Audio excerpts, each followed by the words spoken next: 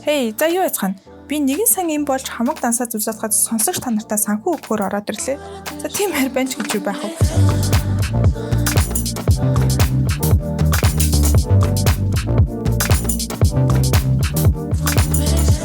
Бид энэ подкастаар дамжуулан санхүүч хүний ажил амьдралын хэм маяг, мэргэжлийн ёс зүйн ур чадвар нь амьдралд хэрхэн хэрэг болдог, яаж нөлөөлдөг гэж сонирхолтой яриа өрнүүлэх юм.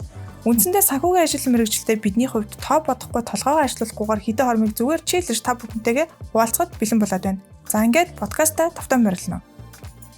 За өглөөний мэнд. Өнөөдөр одоо ажлын өдрийн өглөө шүү дээ. Ажилд явахаас өмнө энэ подкастыг бичиж байна. Өглөөний цагаа ууж амжсан уу гэж асуумаар байна. Өглөөний мэнд. Подкастт орсон баярлаа. Түрээд ирсэн. Айгуу бэлтгэлтэй ирсэн. Өглөөний цайнд юу уусан бэ? Өглөөний цайнд амар simple breakfast, bacon and eggs. Nice. Ер нь өглөөний цайнд хэр ач холбогдол өгдөг? Маш чухал гэж боддог шүү дээ. Яг тэрс маань өөрөө нэлээд өглөө төвлөрч ажил хийдэг болохоор ухаасаа одод нэр болох нь хэр тарих ажилтгүй юм санагдаад. Тэр өглөөний хоолой бол айгуу чухал хоолны нэг хэсэг гэж боддог. Тийм. Би бол харин бас нэг өглөө юм идэхгүй гарч үрсэж чадахгүй. Тэгээд илүү бас заримдаа яг мэдээж яарс үед заавал юм идэн тий. Олон төрлөөр нөгөө бэлтгэх дуртай гэх юм уу тий. Тэр утгаараа ингээд дандаа зөвшөөсөө өглөө юу иддэг вэ гэдгийг асууад байгаа шүү. За ингээд манай подкастын яг одоо season 2 эхэлсэн явж байгаа. За тэгээд season 2-ын гол онцлог нь бол за мэдээ санхүү өгөх хүсэлтэй. За тэгээд санхүү хөрөнгө оруулалтын чиглэлээр ажиллаж байгаа ийм санхүүгийн мэргэжилтнүүд оролцож байгаа season 2 дээр. За тэгэхээр season 2-ын одоо 2 дахь зочин бол за логдлон байна. За логдлын үед болохоор голом тонхонд за хөрөнгө оруулалтын чиглэлээр 3 дахь жилдээ ажиллаж байгаа. За тэгээд мөн дээрээс нь нэмж онцолж хэлэх зүйл нь болохоор Eagle телевизээр гардаг шинжээчийн цаг гэдэг нэвтрүүлэг дээр зочин хөтлөгчөөр 3 дахь жилдээ бас ажиллаж байгаа. За ийм ажлын туршлагатай бас одоо манай подкастын бусад зочдтой өмнөх зочдуудтай харьцуулахад хамгийн одоо шинэхэн гэх юм уу те ийм туршлагатай 3 жилийн хугацааны туршлагатай за ийм зочин маань оролцож байна. За яг өнгөрсөн 7 хоногийн бүтэнсэ өдөр ерөнхийдөө бол логдлонтой танилцаад подкастэнд орох саналыг тавиад маш нөгөө нэг гоё шуурхаа хүлээж аваад тий подкастэнд оролцох болсон урилга хүлээж аваад яг тэд өдөр бичмээр байна гэсэн миний саналыг бас хүлээж аваад өөрийнхөө ажил болон бусад зүйлсүүдэд зориулаад тий цагаа зориулаад оролцож байгаа логдлондоо маш их баярлалаа гэж хэлмээр байна. За тэгээд тэр бүтэнсэ өдрийн авсан мэдээлэлээр ер нь бол за CFA level 3-аад авчихсан тий 3 түвшний шалгалтад авчихсан. Дээрэс нь одоо яг энэ оны 6 сард ерөөхдөө чартер холдер болох одоо болцол хангагдаад хүлээж авахар зэхэж байгаа тий ийм мэдээлэл авсан. За тэгээд ямар ч тач хамгийн түрүүнд болохоор би CFA level 3 түвшний шалгалтаа амжилтаа дуусгаад яг энэ болцлоо болцол хангана гэдэг нь болохоор ажлын туршлагаараа бид нар энэ болцлыг хангадаг тий яг тухайн чиглэлээр 3-аас дээш жилийн хугацаанд ажилласан байжээж тэгээд 3 түвшний шалгалтад авсан байжээж чартер холдер болохын эрхийг авдаг. За тэгэхээр яг энэ одоо үйл явдалд би миний зүгээс бол маш том баяр хүргэмээр байгаа. Тэгэхээр одоо хэн болгон зориод тэг хүсээд энэ шалгалтын ард гарна гэдэг бол нийлээдгүй юм шандас сордог тийм шалгалт байдаг шүү дээ тий. За тэгэхээр миний хувьд бол бас энийг дуусгаж амжилтгүйгээр аль хэдийн нөгөө нэг зогсоох шийдвэрээ гаргачихсан байгаа. За тэгэхээр ерөнхийдөө бол бас тэр талаас нь нөгөө аягүй сайн мэдж байгаа гэх юм уу тий шалгалтын одоо үнц нь ач холбогдол тэгээд нэр хүнд гэдэг юм уу тий. За тэгэхээр би асуулт болохоор шууд яагаад анх ер нь бол хизэнээс энэ шалгалтаа өгсөн бэ тий одоо төгсөөд 3 жил болж байгаа дөнгөж 3 жилийн ажлын туршлагаач аль хэдийн бүх шалгалтад авчихсан. Одоо зүгээр ажлын туршлага нөгөө гүйцэх болцлоо л одоо хүлээсэн байдалтай байх гэдэг нь шүү дээ тий. Тэгэхээр анхны нөгөө энэ шалгалт өгөх нөгөө үүсэл гэх юм уу сэтэл тий. За тэгээд ерөөхдөө бол яг хэрэг хугацааг зарцуулж исэн тий. Одоо 3 түвшний шалгалтыг яг consequently ингээд араас нь шууд pass гэж явсан уу? Эсвэл дунд нь fail одоо түүхүүд байсан уу тий? За эхлээд тийм асуултаар эхлэмээр байна. За миний түрүүнд маш их баярлаа. Би ч мал анхаа нөгөө их сургуульд орохдоо CFA болно энэ гэж ерөөсө бодож араагүй. Тэгээ нөгөө 2 дугаар курсад яг ингээд бас ковидын үе болцсон тий. Тэгээ ингээд нөгөө хичээлүүд явьжсэн чинь дондор нь манай багш нар л ингээд за CFA чартер холдер болж болдсон шүү. Та нар ингээд оюутан байх тайсан шалгалтаа өгөөд явж байгаа л шүү. Гэхдээ би За одоо CFA-тэй байсан ч алаа, байхгүйсэн ч алаа гэдэг үсээ тоохгүй яваад байсан.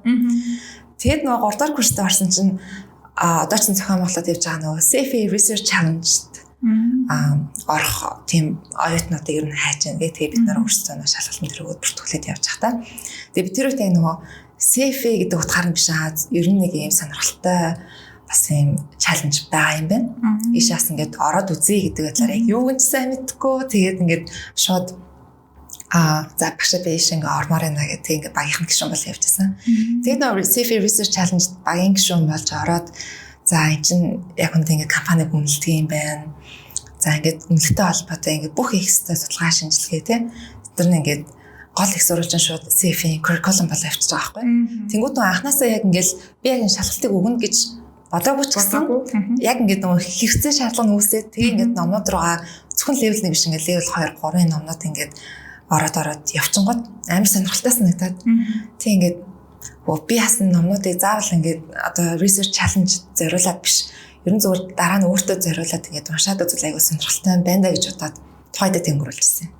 Тэгээ research challenge дуусаад тэгээд за одоо юу хийх вэ гэдэг тийм дараагийн нэг юм challenge ачих юм дараагийн нэг хийх юм байж хата за ер нь нэг техлүүсний шууд ингээд level 1 хачлалтыг өгөөд үзье гэж бодоод шууд өмнө уншижсэн хэсгүүдээс нэмэлтээр ингээд бусад бүх номнуудаа өөрөө сонирхоод уншаад эхлээд явцсан.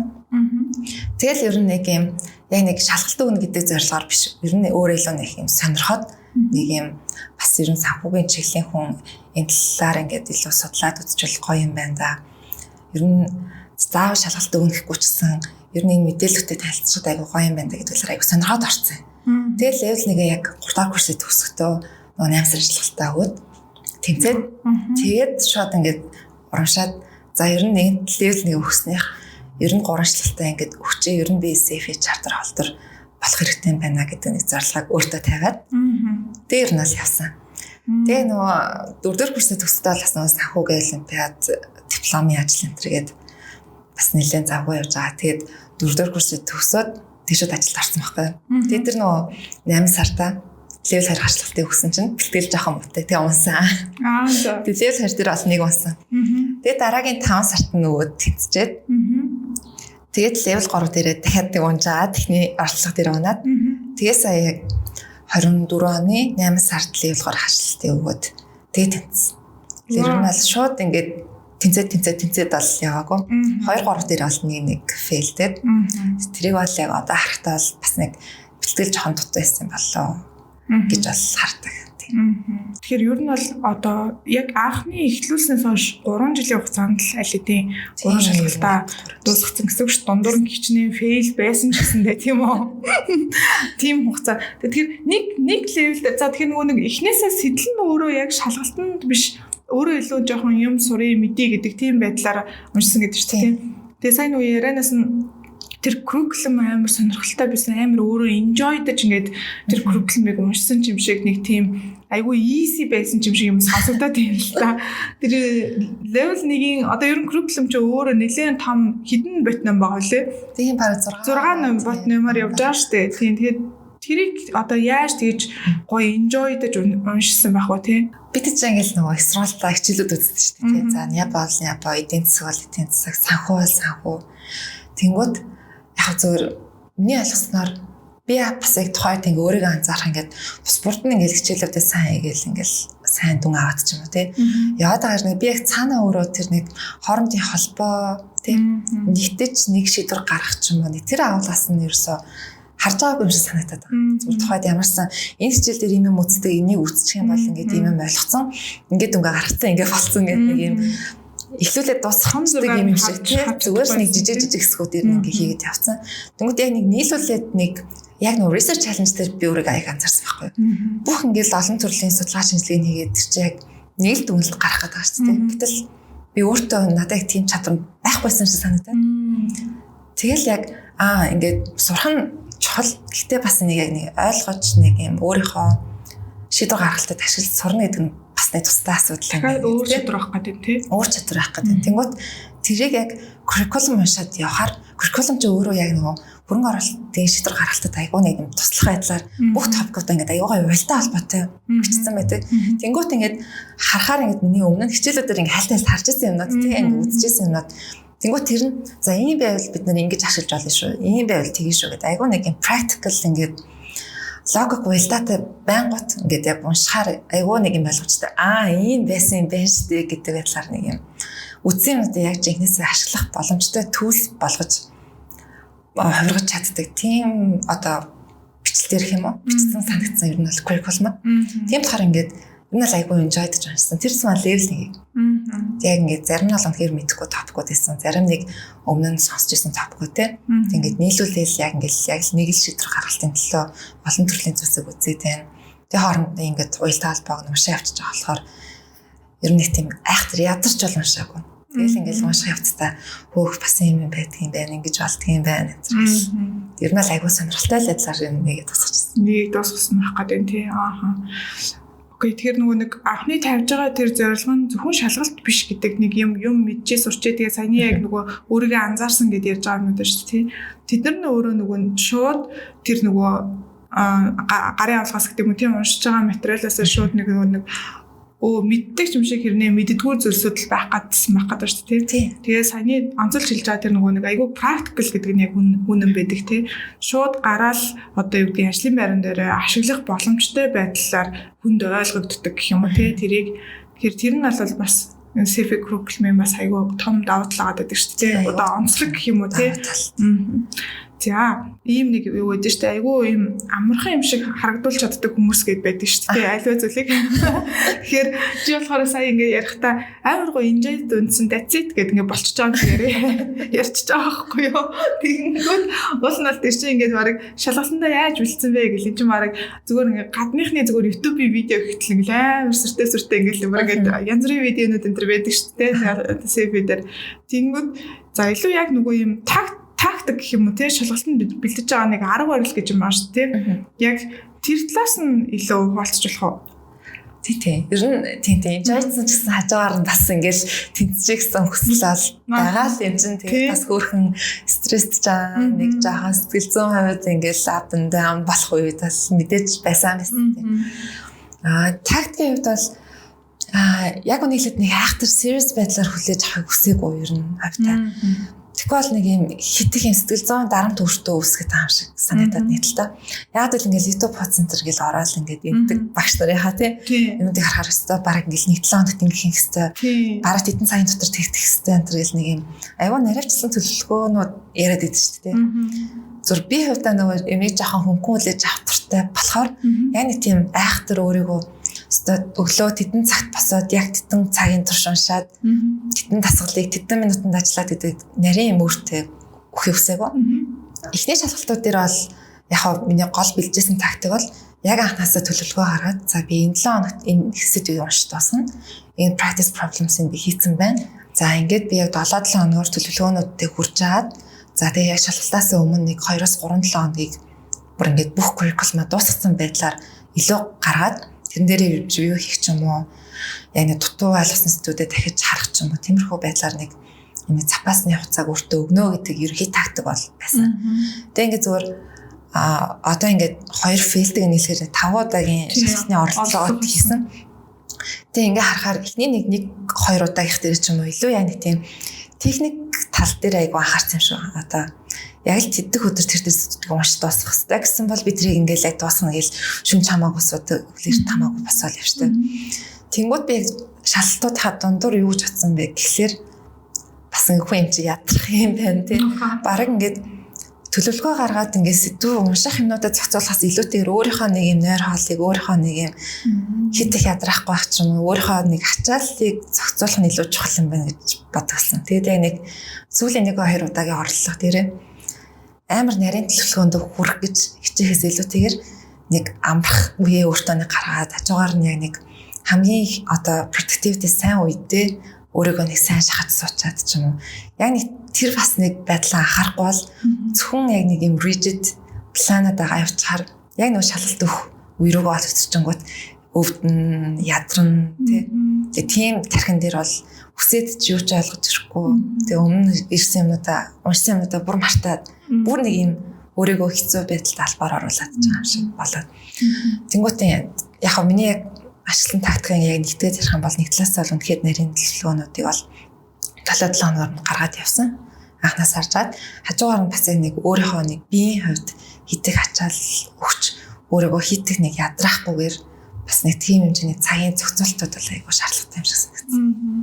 Тэгэхээр яг харахгүй нөгөө нэг сэтгэл зүйн хувьд гэх юм уу те өөрийгөө илүү тайван тэгээд бас хүчлэхгүй гэдэг чинь өөрөө буцаад нөгөө нэг одоо яана гэл нөгөө хийж амжихгүй байгаа штэ те нөгөө төлөвлөгөөг харах юм бол төлөвөөсөө аль хэдийн 2 3 7 хазраас юм ер нь штэ тэнгуү тэр чинь өөрөө буцаад яана би амжихгүй байна одоо яана гэдэг нөгөө нэг тийм мэдрэмжийг дахиад илүү айцсан мэдрэмжүүдийг өгөөд тэгээд тэр нь баг илүү зүгээр ингээд суугаад юм уншихаас илүү те нөгөөдгөө бодож хямарсараа л их цаг өнгөрчдөг тохиолдол байдаг штэ те тэгэхээр бас яг тэгэхээр чиний хувьд бол бас айгүй сайн нөгөө нэг миний ойлгосноор өөрийгөө айгүй сайн анзаарч хардсан юм байна. Тэгээ тэрэн дээр анализ хийгээд дараагийнхаа удаадаа тэрийг adjust ингээд засаа очиж байгаа байхгүй тийм. Гэхдээ бас нэг нөгөө юу юм байна гэж бодлоо.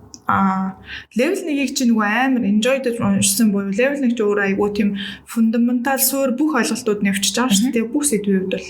Тэгэхээр тэрнийхээ нөгөө яг цаад агуулга мөн чанарыг юм чи яг ингээд бүр цаанаас нь ингээд ойлгоцсон байна л та тий. Одоо нэг юм хөнгөн ингээд шалгалтыг пайслах гэдэг утгаар биш. Тэр level 1-ийг айгүй сайн өөрийн болгож чадсан хүмүүсийн хувьд 2 3 дээр failсэн ч гэсэндээ бусад одоо нөгөө өөр одоо гэдгийг биеийн гэдэг юм уу сэтгэл зүйн гэдэг юм уу өөр энэ асуудлуудаа өөрөө менеж хийж чадах юм бол яг техникэл талаас бол амар тийм хүндэрч гэдэг юм уу тий ойлголт нь мэдээж гүнзгийрж байгаа. Гэхдээ суурин сайн байхаар тэр нь ингээд цаашгаа амархан пайслаад явждаг юм шиг нийтлэг ус одоо СФ шалгалтыг ингээд пайс хийсэн хүмүүсийн ингээд юуг харж байхад тийм шиг анзаарагдаад байдаг хгүй. Тэгэхээр яг бас айгүй тийм суурь айгүй сайн бат тавьсан л юм байна гэж бодлоо. Тэгжээж л одоо 2 3 дугаар шалгалтын ард бас гарна шүү дээ тий. Тийм суурь бол айгүй чухал нагцаа. Ингээд өөр төрлийн одоо шинэ мэдээлэлүүд 2 3 дээр орж иж байгаа юм шиг нэ. Заавал нэгin ойлголтыг бүтэн ойлгоцсон байж ич ингээд илүү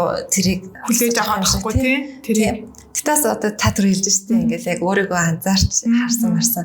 Одоо тэр чинь бол би фейл хийж авсан юм таахгүй тий. Яг зүйл ингээл level 1-ийг паслсан тэнгууд level 2 дээр бүр нөгөө ийм паслах нэг юм одоо хүсэлчих юм уу тий.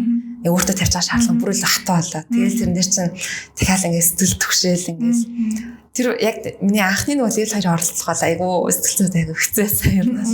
Нилээ нэг юм дарамжхалтай. Тэгээд бас ч нэг цагийн менежментэд зөв хийж чадахгүй тэгэл планасаа хоцрол хажуугаар нь тэгэл хитэх ядраад тэгээ нөгөө филдчхий гэсэн айц тэр айгүй өндөр байсан. Филдч бол ингээл өстой бүх юм оронгоор ирэх гэж байгаа юм шиг. Ер нь л яг нэг тиймэрхүү бодолтой. Тэгээ филдч байгаа байхгүй юу? Яг ингээд филдэд үтсэн чинь яг үндэ тийм том юм биш. Санагдаж байгаа байхгүй тий ингээд бодтоор нь үтсэн чинь. Тэгээ ихний фейлийг хаараас ингээд за одоо фейлсэн ч яах тий бас нэг шалгалт өгөх гол нь гэсэн бас хамгийн чухал зүйл бол биш юм байна. Тэгээд фейлдлээд өөрийгөө бас нэг тий буруутгаад байх зүйлч байхгүй юм байна. Зүгээр л бас нэг хэрэгтэй сургамжлал юм байна гэдэг байдлаар нь хүлээж аваад явчвал зүгээр санагдсан юм.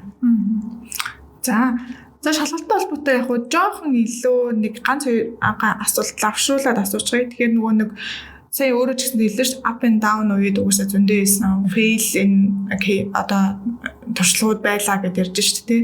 Тэгэхээр ч нөгөө яг л амар их юм буцаагаад шантрах ч гэдэг юм уу тий. Down болж байгаа үед доош нүм орно гэж ярьж байгаа шүү дээ. Айгу тийм хэцүү.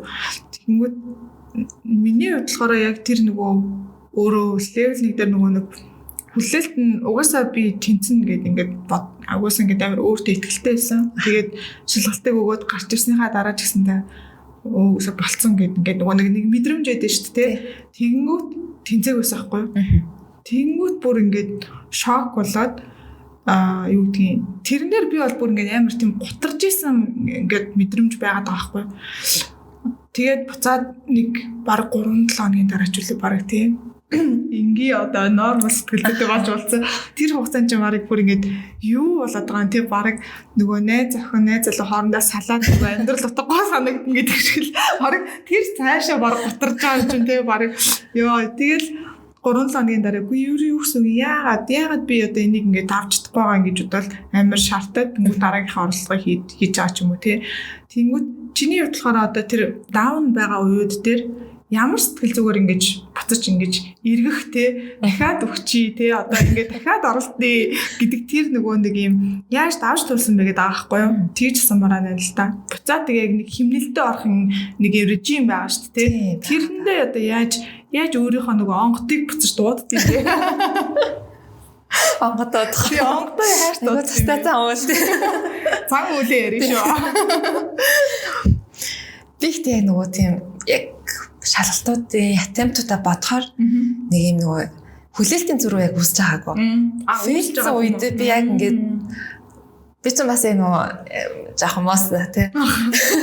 Шалгалтуудаа өгөхдөө ингээд яг нэг миний за ихтэлтэй хариулсан асуултуудын нэ жоохон эргэлзээтэй нэ хариулж чадаагүй нэ ч юм уу. Би тэрийг ингээд өөрөө нөгөө хувлаад бодчихгонгот юм жоохон даалмалаас доош орчингод яг нэг тэр нөгөө фейлз 2 атемпт дээр би гарч ирэхтэй бодсон. За энэ жоохон хотлоо олчлаа доо ер нь бол гээд ер нь аль нэг за ер нь унах магадлал өндөрөө шүү гэж сэтгэл зүгээ бэлдээд ер нь бол ихчихэж байгаа баг шалтгаалтаас гарч ирэнгүүтээ. Тэгээ тийм нөгөө expectation gap бага байсан болохоор бас нөгөө гинтийн шок нэг хатар орж байгаагүй. А гэтэл тэгээд манах тэгээд юм гоё ах те мэдээж тэгэл ямар энэ жоохон сэтгэлээр готрах юмудаа л гарч иж л таа юм л та. Гэтэ нөө хувь хүн амар шартай хүн. Тэг ингээд өөрөө хасан ингээд юмд айгу яарч ханддаг төрлийн хүн болохоор унчингууд чинь шууд шар хөдлөөд хор шар хөдлөөд за дахиад өгнө гэл дахиад газ өгвөл газ дуусгах юмстай зовлонгийн төрөөнө гэл тэгэл бараг унсан мэдээг харангуйтаа 1-2 хоногийн дараа за дахиад өгчээ бүр төлчих юм уу? За шууд бүртгүүлсэн. Амар шартай. Ааха. Тэгээ нэг талаас хувьдаа л яг тиймэрхүү байдлаар хандсан. Тэгээ нөгөө талаас бас нөгөө ойрхон байгаа хүмүүсийн нөлөө бас айгу байдаг юм байлээ. Тэгээ нөгөө манай гэрийнхэн бас нөгөө би бол ингээд шалгалтаа өөртөө ингээд амар хүн дээр засгаал явж байгаа юм шүү дээ. Өстой тэнцэл амар баярлал, тэнцгүй болстой амар гонглал. Тэгээ нөгөө ойрхон бас гэрийнхэн бол ингээд өө за яах вэ тэгэл тайл өчгүй. За яах вэ? Юу ч болоогүй шүү. Юу ч болоогүй юм шиг зүгээр нэг жижиг мэдээ сонсож байгаа юм шиг. Одоо яах вэ тэгэл дахиад бүртгүүлчихгүй нэг юм нөгөө хүн мэдрэмж өгөхгүй тиймэрхүү хүмүүсээр хүрээлэлчээрээс айгүй амар идэм байна нэг юм. Ста өөч ингээл онц юм өөч ингэсэн гэдэг хүн байхгүй болчихгоот би өөрөө ч гэсэн ингээд бодож байгаа байхгүй. За тийш тэгэл нэг л шалгалт юм шүү дээ. Аим биш заа яаш тэгээд дахиад хүчилтэй болох хэлгүй тэгээд нэг юм арай хөнгөн байдлаар хүлээж авах боломжууд нь бүр тавьчихсан. Тэр бас нөлөөлсөн байхаа тийм айгүй нөлөөлсөн. Яг нөгөө гэр бүлийн хүмүүс ч юм бол өөртөө илүү яг юм энэ шалгалтыг өгж байгаа ч юм уу finance industry хүн биш бол ерөөдөө амар тийм нөгөө жаргал зовлонгийн айхтар мэдгүй юм чинь зүгээр л шалгалт өгж байгаа юм шиг тий. Тэгээд бас хүлээж авч байгаа нь нөгөө талаасаа давуу тал болчихсон байх гэдэг шүү дээ тий. Яг нэг талаас гэл миний нөгөө ингээл амар өдөршнгөө бэлж байгааг хараад хэцүү юм байна гэж нэг гадалж байгаа л та тэр нөгөө талаас яг намайг нэг өөрөхгүй сэтгэл санаараа өөрөхгүй л нэг өө за нэг тийм that's not a big deal гэж байгаа юм шиг одоо хотлаач хамаагүй зүрх яаж тэгэл ярьсан л аахгүй тий тэнгуү тэр нь ингээд надад айгу туслаад за нэрээ тэгээд яг тэгэл нэг л жижиг л зүйл. Тэгэхээр харахгүй сэтгэлийн амтан байдаг байна шүү дээ. Сэтгэл зүй бол бүр ингээ айгүй их нөлөөлсөн. Тэгээ үнэхээр ингээд яг сэтгэл төгссөн үедээ хүн яаж ч ингээд одоо productivity өндөр үедээ байсан хүн яаж тархталгаа нь сэрэг байсан уншаад ойлгодог байхгүй тий. Тэгэхээр ингээд бид нар зөвхөн ном унших ойлгох ингээд шалгалт ингээд хийх техник талаас нь хараад таарсан. Цаанаа л ингээд ялч сэтгэл зүйгээ доктортой байх гэдэг бол амар чухалсан. Сайн. Зөв. Окей.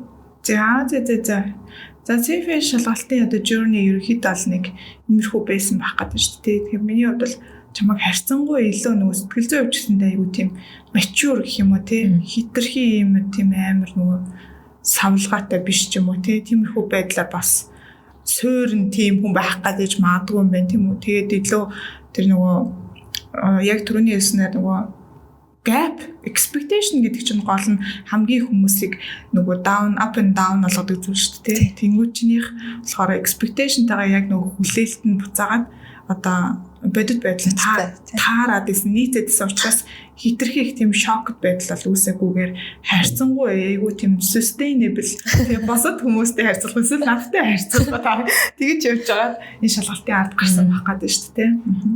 За гэхдээ одоо нөгөө яг би хамгийн түрүүнд ирсэн нөгөө айгүй easy болгож харагдуулдаг хүмүүс гэж байдаг. Тэгэхээр аливаа ажлыг те тэр нь ерөнхийдөө бол мэдээж тэр хүмүүс хичээл зүтгэл гаргаагүй гэсэн үг биш те. Илүү өөр чадвартай гэх юм уу тухайн зүйл нь өөр юм болчихсон байгаа үед бусад хүмүүст айгүй амархан юм шиг ажлыг харагддаг тухайн одоо зүгээр нэг дасгал хийсэн ч гэсэндээ тий дасгал хийж байгааг бид нар одоо юу гэдэг нэг видеогоор үзэл үе айгүй амархан дасгал юм гэлгүүдээ өөрөөсөө ихтэнгүүд амар хэцүү байгаад байдаг тий тэнгүүд нөгөө тэр зүйл чинь өөрөө хэр их сайн мэрэгсэн бэ өөр юм болгосон бэ гэдэг чинь айгүй тийм easy юм шиг харагдуулдаг байх гэдэг шүү. Тэгэхээр би бол чамайг шалгалтын хувьд бол яг тийм одоо жишээтэйгээр зүүрлэмээр байна л да тийм болохоор илүү сайн давж гарсан байх гэдэг нэ. За тэгээд удахгүй одоо тэгээд 6 сард сайхан чаттер холбооныхоо сертификатыг аваад байна. Юугаар тэмдэглэнэ. За ингээд CF шалгалттай холбоотой ерөөхдөө асуултуудыг ерөөхдөө энд түрээд дуусгая гэж бодож байна тийм. Тэгэхээр нөгөө нэг одоо нэг хүн өөрийгөө нэг олно гэдээ ярьдэн шүү дээ. Одоо тэгэл хүн болгоно л нөгөө энэ дэлхий дээр эрэхтэй ямар нэгэн зүйлийг хийж бүтээх анхны одоо нэг юм өгөгдөлтэй ирсэн ингээл тэгэл би одоо жишээл өөрөө нэг тийм юмд яарав гэж хэлж шүү дээ. Эсвэл тийм шартай гэл тий. Нэг өөрийн нэг юм зан чанаруугаас цаансаа өгөгдөл байдаг шүү дээ. За тэгээд тэрийгээ ер нь бол нөгөө одоо чиний хувьд тий олсон олоогүй ч гэдэм үү тий юу гэж боддог вэ та тэр нь мэдээж нөгөө нэг яг одоо энэ ажлаа хийж явахдаа тий одоо магадгүй илүүтэй хүмүүсийг ажил хөдөлмөр эрхлэн явахаараа өөрийгөө илүү нээдэг штэ. Тэгэхээр мэдээж дөнгөж оюутны ширээнээс гараад одоо бол харьцангуйс 3 жилийн ажлын туршлагатай гэдэг чинь харьцангуй бас ажлын туршлага хоримтлуулсан юм штэ. Тэгэнгүүт энэ хугацаануудад ер нь яг энэ миний одоо хийх ёстой ажил мөн байна гэж үнэхээр амар гоё мэдэрч ийсэн нөө тий. Ер нь тэр өөрийгөө олсон гэдэг дээр чи юу гэж бодож байна? За 100% алцсан гэж бол шууд хэлэхгүй. Гэхдээ өмнөх жилүүтэй харьцуулахад бол яг одоогийн түвшинд бол нэлээд учраа олж эхэлж байгаа. Гайгүй болсон гэж бодож байна. Яг нөгөө одоо санхүүгийн чиглэлээр явах юм байна. Энэ талаар ер нь би айгүй сонирхолтой байна гэдэг бол яг 3-4 дэх курстэй ингээл нөгөө олимпиадын центрт ороод илүү нэг одоо дунджаас арай нэг илүү хичээл зүтгэл шаардсан юмнууд дээр орж эхэлсэн үедээ ер нь би энийг ингээд сонирхоод хийгээд явж чадах юм байна гэдэг бол ойлгосон. Гэхдээ л тэр чинь бас ингээд хөөгдөл төсчлээ л да. Тэгээд бас ингээд яг оюутны амьдрал энэ төр дуусч байгаа ч гэсэн яг нэг амьдрал дээр гараад хүн хооронд ингээд харилцааг өөрөө бий болгоод бүх юмыг ингээд өөрөө зохицуулаад явсан тийм туршлагаа л яг одоо сурагч оюутан байх үед тийм их байг юм шиг. Тийм болохоор нөгөө яг одоо голом танканд энэ газарт энэ мэргэжлэр ажиллаад өөрийгөө олсон гэхээс илүүтэйгээр ер нь л яг ингээд ажлын байр дээр хараад өөрийнхөө үеийн өөрөөсөө дээш үеийн тий янз бүрийн албан тушаалт янз бүрийн ажил хөдөлмөр эрхэлж байгаа хүмүүстэй ингээд аливаа нэг ажлыг бүтээх гэж зохицуулах гад ингээд хооронд нь харилцаа усгээд явахаар дунд нь ингээд энэ чинь тийм ээ тэр нэг тийм ээ гэл жижиг юм шиг бүх юмнуудын хүчийг ингээд нэгээр ингээд тайлаад явж эхэлж байгаа байхгүй. Тэр хоорондоо ер нь хүн ийм байвал гоё юм байна. Хүн миний хувьд зөв хүн гэдэг ийм хүн байх юм байна. Миний хувьд ажил мэргэжлэрээ зөв ажиллахын тулд тийм амьдрал дээрсэн зөв хүн байхын тулд ер нь ингэж явах хэрэгтэй байна гэдэг зөвхөн ажлын гэс гадна бас ингээ өөр олон зүйлс ингээ давхар ялгаад явж байгаа. Тэгээ ер нь тийм болохоор ер нь анх би яг нөгөө ажилд орохдоо за энэ бол дөнгөж миний эхлэл тийм болохоор би нэг тийм айхтар цалин бодохгүй ер нь тийм шууд орсон халах захирал гэж карьер өсөлт бодохгүй гэд ер нь тэр бүх юмаа би тодорхойлцоод орж ирсэн байхгүй. Одоо би энэ хүүхдээр орчлаа. Одоо би нэг жоохон хувийнхаа төлөвшмөр байна. Эхлээд нэг өөрийгөө олмоор байна. Нэг суурай бүрдүүлмээр байна гэдэг яг тийм гол зорилготой болж ирсэн. Тийм ч болохоор ер нь одоо ингээд өнгөрсөн 3 жилийн ярих юм бол зөвхөн шалгалтнаас гадна бас яг хувийнхаа хөгжлийг бас нэг сайжруулах гадна нэлээ хичээсэн. Ер нь аль софт болон техникал скил аль талаас нь өөрийгөө хөгжүүлэх гэж айгуу хичээсэн. Тэгээд яг одоо харахад бол ер нь хүүхэн талаасаа ч өөрийгөө гайгүй тодорхойлсон. Ажил мэргэжлийн хавьд ч гэсэн ингээд тодорхой их биш гэсэн тодорхой хэмжээний туршлагатай боллоо. Хажуурнаас ингээд өөр хүмүүс ямар ажил дээр яаж ажилласан тийг хальт малт ингээд хараад ойлгоцсон болохоор ер нь бас ингээд би цаашид нэг хөрөнгө оруулалтын чиглэлээр явбал өөрөө илүү сонирхох юм байна та. Магадгүй амжилт гаргаж чадах юм шиг байна гэсэн нэг итгэл бас өсөж эхэлж байгаа юм уу? Тийм. Тэгэхээр нэг олох шатны дундаа нэг гайгүй явж байгаа л гэж татгаалах юм байна. Юу вэ те? Сонсож чинь нэг амар юм mature болсон хүнтэй яриад байгаа шиг санагдаад байгаа. Хуулнаас л айгүй залуу мэрэгчлэн байгаад байгаа шүү дээ те. Дөнгөж сургуулаа төгсчөөд анхны ажлынгаар эхлэн гэдэг чинь бол бас нэлээд нөгөө нэг юм чиглүүлэг айгүй одоо дараагийн карьерийн хувьд те айгүй маш чухал чиглүүлэг байдаг шүү дээ.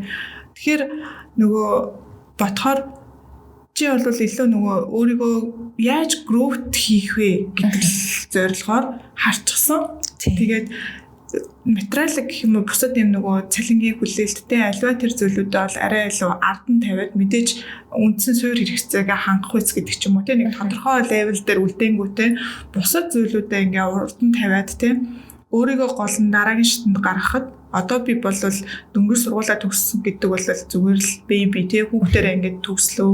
Одоо би нэг хөөгөн болоод төлөвшөөх ёо. Тэхийн бол нийгмийн харилцаанд орох ёо те. Гэхдээ энэ ажил мэргэж мэдээж өөрийнхөө одоо илүү чадна гэсэн зорьсон ажил мэргэжилтэд орж байгаа ч гэсэндээ яг хөөгөнийхөө хувьд илүү өөрийгөө төлөвшүүлье гэдэг тийм зорилго ингээд шууд харааны өнцгөө шууд тийм байгаад тийм материалын зүйл харахад бас хэтэрхий бэлэн биш санагдаж байгаа байхгүй юу? Бол угаасаа яаж локор батсан. Шууд гарангуйтай туршлага гэдэг зүйл бол үнэхээр чухал шүү дээ тийм шийдэж хэтэрхий их юм бусдаас ч гэсэн хүсэж болохгүй гэж юу нь бол бацсан. Тэгэхээр өөрийгөө нэг бэлэн боллоо гэдэг за 100% бэлэн болохгүй ч гэсэн тодорхой хэмжээнд хүлээн зөвшөөрч чадах тэр төвшөндөө хүрэх хүртлээ бас нэг сайжруулах хэрэгтэй байна гэдэг чиглэлээр хандсан. Окей, good point. Тэгээ магадгүй ингээд илүү оюутан ч гэдэг юм уу те яг энэ чиглэлээр одоо суралцж байгаа оюутнууд энэ төр хэрвээ сонсож байгаа юм бол yes яг ийм талаас нь харах юм бол дараагийн шатанд яг өөрийгөө гаргахад нөгөө бас л ялгаагүй л нүчи ингээд хүлээлттэй айгу зүв тавьд юм байл та гэсэн. Ингээд хараад байхаар хүлээлттэй айгу ингээд бодит байдалтай илүү нийцүүлээд гэх юм уу те амар тийм драматик юм их өндөр хүлээлт биш эсвэл ингээд бүр ингээд доошоо хүлээлт биш ч юм уу те. Тэгэхээр тэр нөгөө нэг хүлээлт гэдэг л их чухал яваад байна. Шиний ярианаас бол яг тийм л болоод байна. Ер нь яг нэг бодиттой юмыг харах. Тийм, яг тийм яг санагдаад байна. Надад бол яг тэгээд яг л тийм санагдаад байна. За. Тэгэхээр одоо ингээд банкнд те хөрөнгө оруулалтын банкын гэх юм уу одоо хөрөнгөний удирдлага зарж байгаа wealth management гэдэг ярьжсэн шүү дээ. Тэгэхээр ийм одоо ажилчин бас нэлээдгүй тийм оюуны ачаал өндөртэй ажил шүү дээ. Ер нь бол судалгаа шинжилгээ хийн, тооцоолол хийн, анализ хийн тий. Маш олон ингээд ийм ажлуудыг хийхдээ зөвхөн өөрөө ер нь бол тархи ажиллуул гэдэг тий. Оюуны ачаал өндөртэй ажил. Тэгэхээр зүгээр ингээд одоо өөрийнх нь хийдэг ажлын өдрийнх нь хамгийн гоё үе нь юу вэ?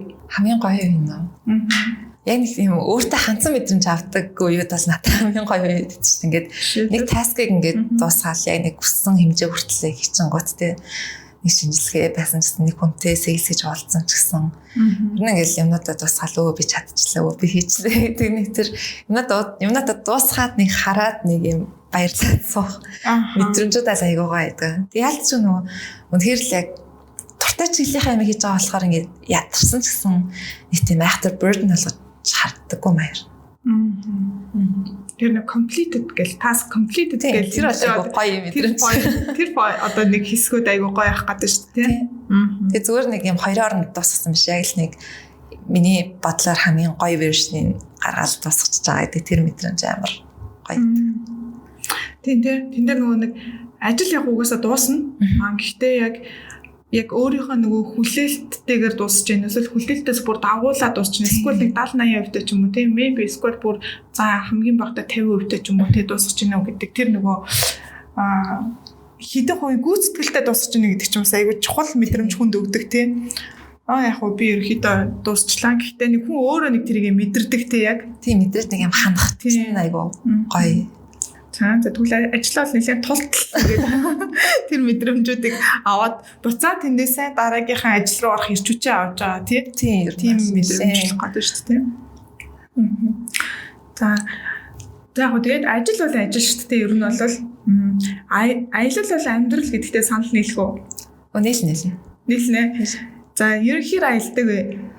Ер нь боломжоор аялахыг л хичээдэг. Ер нь аялах туртай.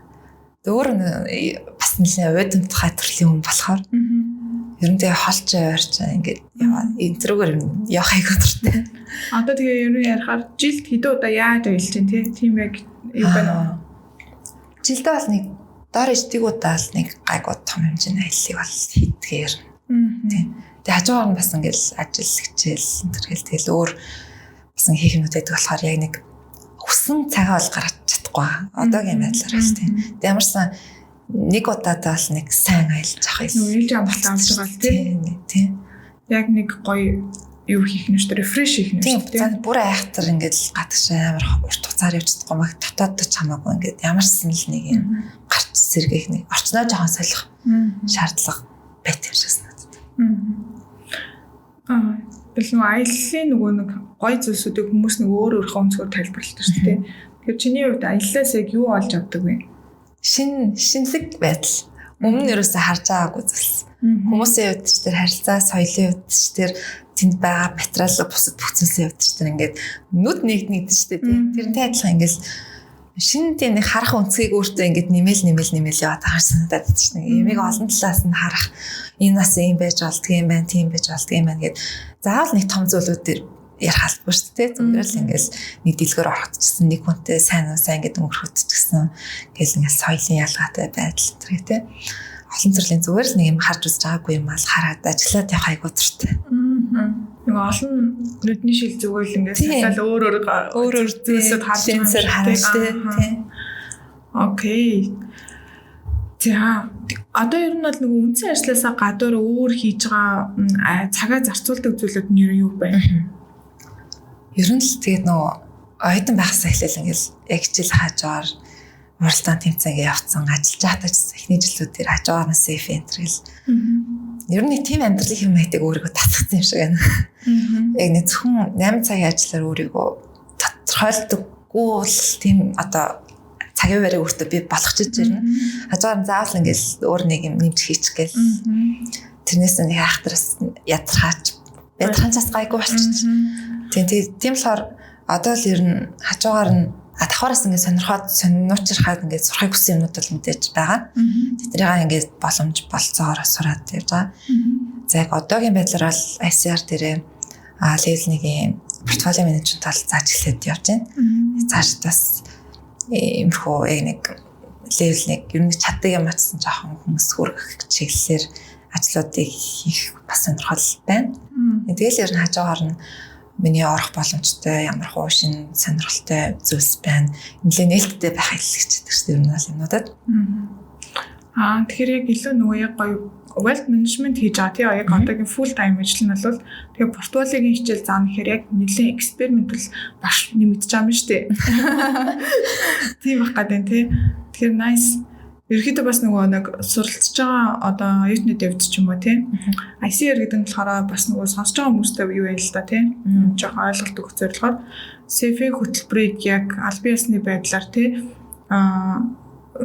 сургалт явуулдаг байгууллага ярьж байгаа шүү дээ. Тасралтгүй боловсрол судалгааны институт гэдэг. Тэр байгууллага дээр нэг бас шинээр тий part time дөнгөж эхэлж байгаа багшийн ажил part time багшийн ажил дээр орж ирж байгаа юм байна. За тэгэхээр багшийн карьерт нь бас амжилт хүсье.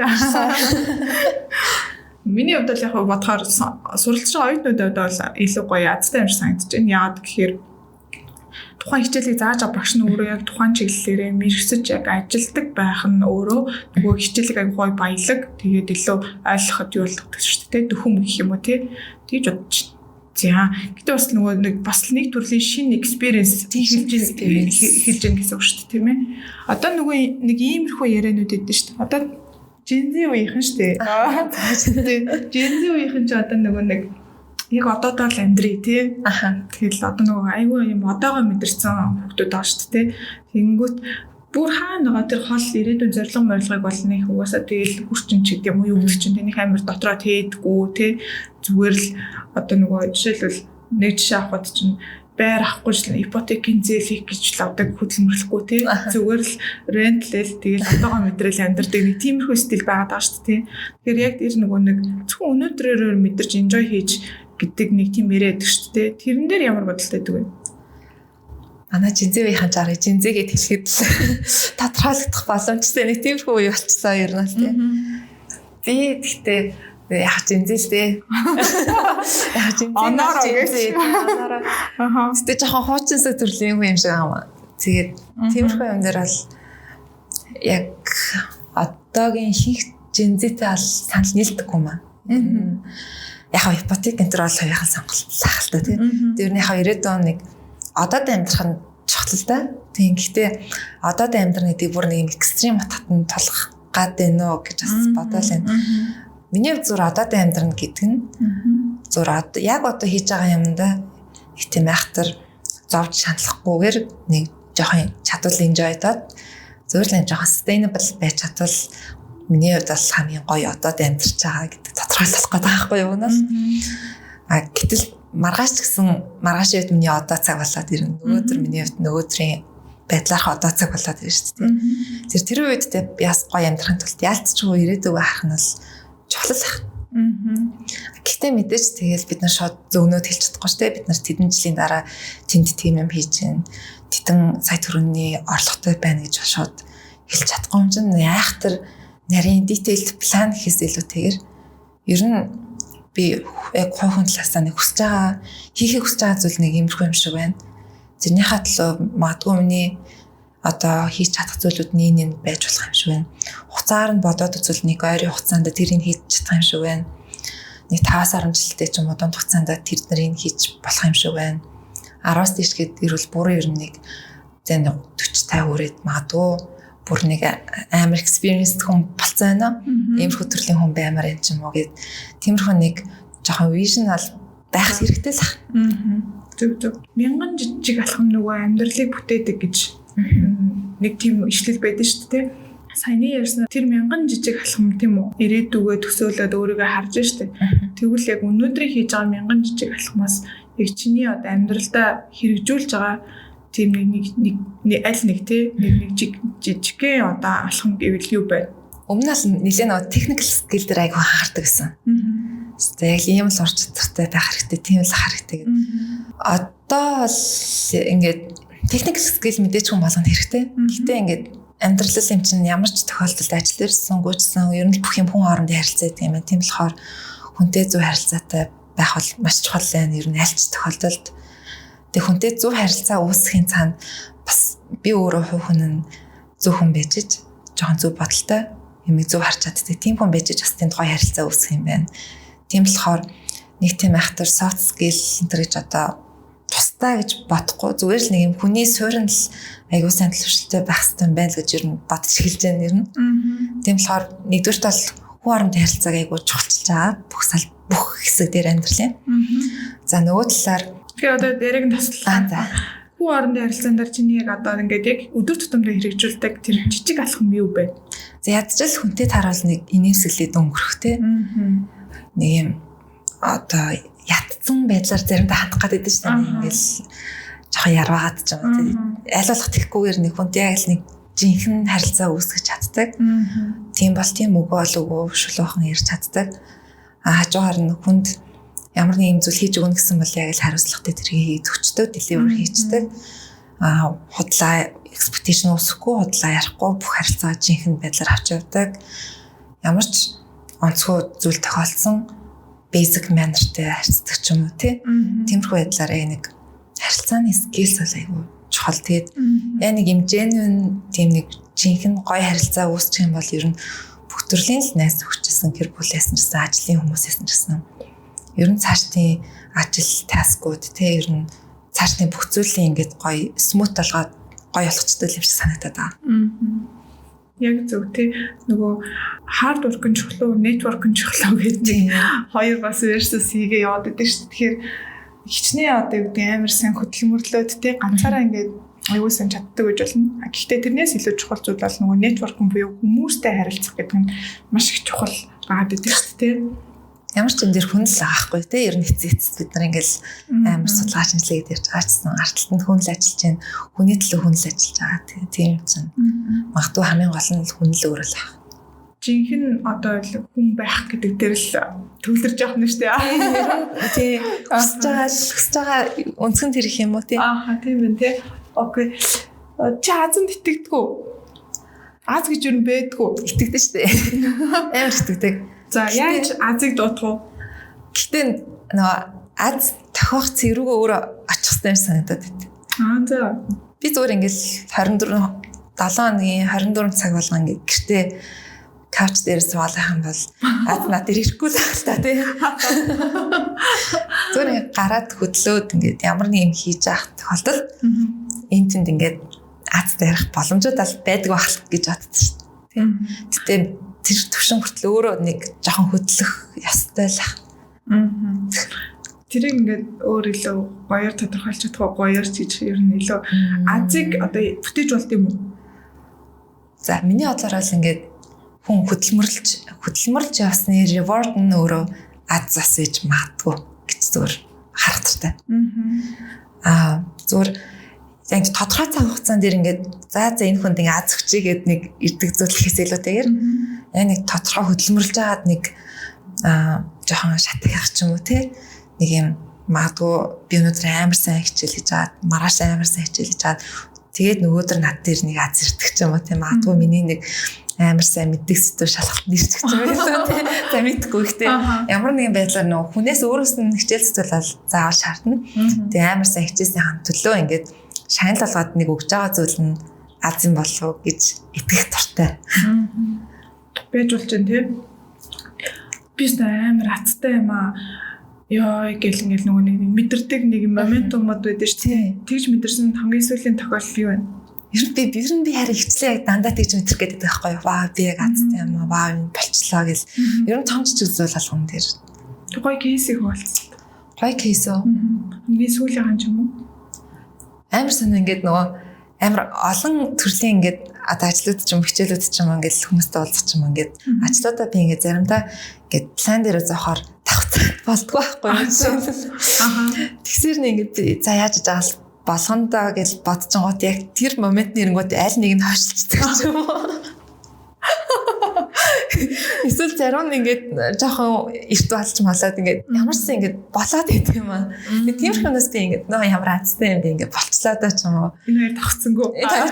Болцлоо тий.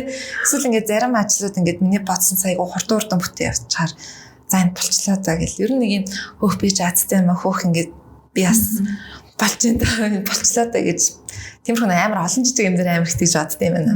Тийм болохоор яг нэг specific case яг харж ирэх. Яг гоо тиймэрхүү нөгөө өдөр тутамдаа өдөр тутамдаа амар их мэдэрдэг тэр. Зүг. Яг одоо жишээлбэл нөгөө нэг юу гэдгийг ийм гоё гэр бүлтэй аав ээжтэй гэдэг ч юм уу тий. Найз нөхөдтэй гэл айгуулаг жоохон илүү deep явах юм бол тийм хүмүүсээр ингэж ажлын хамт олон ч тийм үү тий. Дандаа юм нөгөө нэг түрүүн юу нэлээ ярианых нь ихэнд гарч ирсэн шүү дээ. Илүү нөгөө ийм easy going байдаг хүмүүсээсээ хүрээлүүлчих нь бас өөрөө буцаагаад айгу гоё дараагийн өөрийгөө одоо гэдгийг дэшээ ингээд дараагийн алхмаа харахад ч гэсэндээ нөлөөлд юм байна гэхээр тэр талаас нь зөвөр харлаа л та. Илүү гоё Азтай юм а тий ийм хүмүүсээр хүрээлүүлээд амьдарч ийн гэж бодож модал арай илүү томоор бодчиход байна.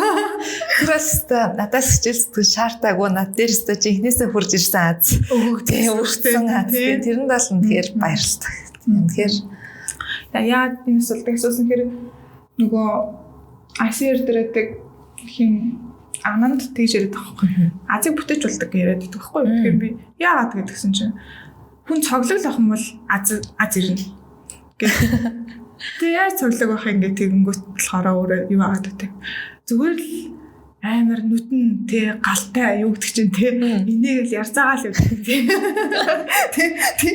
Тийм байж чадах юм бол аз ирнэ. Азыг өөрөө бүтээнэ. Гоё өдрөглөө шүү дээ. Тэгэхээр би нэр бас юм юм байж болох юм байна те гэж удаа тийм Азыг бүтээж болт юм байна гэдэг байдлаар хараад байгаа байхгүй тийм. За. Одоо ерөөхдөө нөгөө яг одоогийнх нь хийж байгаа ажлыг нэг жоохон сонирхъя гэж бодож байна. Тэ нөгөө төгсөөл шууд өөрөө банкнд орсон тийм үү? Галт банкнд орсон. Одоо ороод 3 дахь жилдээ ажиллаж байгааг дэрсэн шүү дээ. Тэнгүүт чи нөгөө ерөөхдөө өмнөх ярианууд дээр айгүйх нөгөө тэр нөгөө soft communication талаас бол хүмүүстэй харилцах гэдэг талаасаа бол нэлээх ярьчих учраас миний нөгөө асуух гэсэн асуулт ерөөхдөө хариулт тэнд өгчихсэн гэж бодод. Тэгэхээр илүү нөгөө нэг би яг ийм л ур чадварыг эзэмшчихвэл надад ер нь их хэрэг болондоо гэд илүү хараад тэрний тэгж хараад хичээсэн зүйлүүд юу байна вэ гэж асуух гэсэн аахгүй юм. Тэгсэн чинь тэрийг өмнөх яриануудаараа нэлээд хэлчихсэн. Тийм болохоор энэ асуултыг алгаслаа шууд. Тэгэхээр за банкнд орсон. За одоо ер нь бол нөгөө юу гэдэг карьерээ яаж төлөвлөж чинь тийм ингээ 3 жил ажиллажлаа. Одоо ямар нэгэн шилжилт хөдөлгөөн хийх чинь эсвэл илүү цаашаа илүү одоо юу гэдгийг тийм давшруулад өөр байдлаар ажиллах чинь үү. За тэгээ яг карьерийн төлөвлөгөө юу вэ? За төлөвлөгөө гэх юм бол яг vision бол байгаа мэдээч. Гэтэ vision нь бол ямар нэгэн одоо би тэр байгууллагт CFO ч юм уу эсвэл CEO ч юм уу яг тийм байдлаар нэг харддаг юм ба. Яг мэдээж тэгээд боломж нь байвал гоё л ахaltaа. Тэгээд зүгээр яг миний хувьдаа харах туртай vision зүгээр л нэг юм хүнд хэрэгтэй л хүн баймаар тийм. Ер нь илүү нэг жоохон хүнд зөвлөж чаддаг магадгүй нэг сайн зөвлөгөө өгдөг ч юм уу. Нэг хүн юм асууад ирвэл би нэг хариулж чаддаг. Тиймэрхүү эксперт байвал надад л айгуу гойснагдаад байдаг байхгүй. Яг тэрийг бол ингээд янз бүрийн одоо албан тушаал ирсэх боломжтой л ахaltaа. Зөв тэрний тул хамгийн чухал зүйл нь туршлага гэж хараад байгаа. Яг тийм одоо хүссэн тэр одоо зэг дээр очихын тулд тийм болохоор ер нь л зүгээр карьер хатваршид миний хамгийн чухалчилж байгаа нэг зүйл нь айгүй олон төрлийн зүйлийг олж мэдмээр байна. Сониуч байдлаар олон экспириенстэй болмоор байна. Дараа нэг жоохон нас тогтсныхаа дараа нэг хүнд нэг ярих юмтай л хүн болмаар санагддаг. Тэгээ тэр хүрээндээ бол илүү зур гол зорилго болгож явах ахaltaа. Карьер явах юм бол зөвхөн түрүү ярьсан шүү дээ. Анхаа ажил орохтой за болоог байгаа юм чинь их яахгүй гэдэг талаар үзсэн. Одоо л тэр үеийг харьцуулахад харьцангуй бэлэн болж ийн л гэж өөрийгөө харж байна. Тийм болохоор магадгүй л нөгөө карьер тал руугаа илүү нэг жоохон эргцүүлж орж эхэлж байгаа юм бол. Яг ойрын хугацаанд гэх юм бол боломж нь гарвал сурмаар байна. Магистртай тийм. Ямар боломж гараад ирэх юм надаас та харж илээ тийм. Тэгээд нэг жоохон сураад сурангаас хажуугаар нэг жоохон нэг юм лайфстайл тал руу ач юм уу нэг жоохон урт хугацаанд sustain хийж явж чадах тийм лайфстайлыг өөртөө бүрдүүлж өгмөр л юм л та.